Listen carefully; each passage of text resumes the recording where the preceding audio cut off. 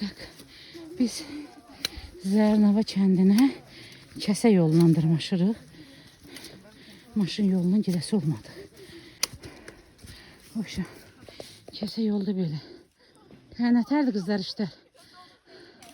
Narazısınız deyəsən.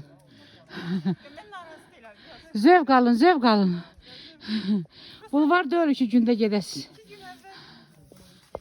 Desəm ki, mən dejavu yaşayıram. Vallahi inanmazsınız. Toşunu böyle dağın başında qozduq.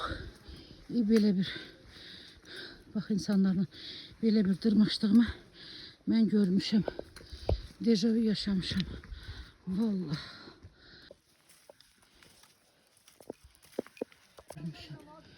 Vallahi görmüşəm. Görmüşəm. Oğlum getdi orada oturdu. Toçunu.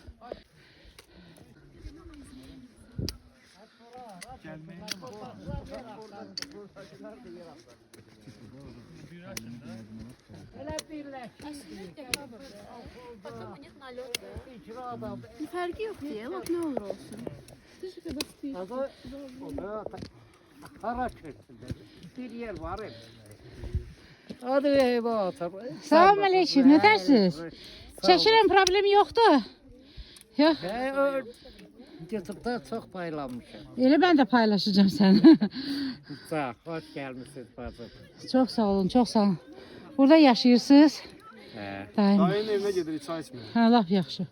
Gedək. Dolapta da olsa Olsun, ürəyiniz genişdir. Getdik çay içməyə. Adınız nədir sizin? Dur.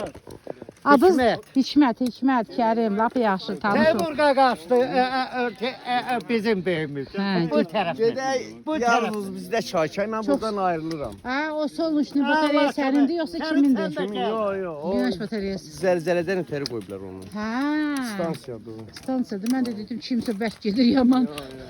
O şimdi sağ ol, ay Kərim, sağ ol. Sağ ol. Çok sağ olun, çok sağ olun.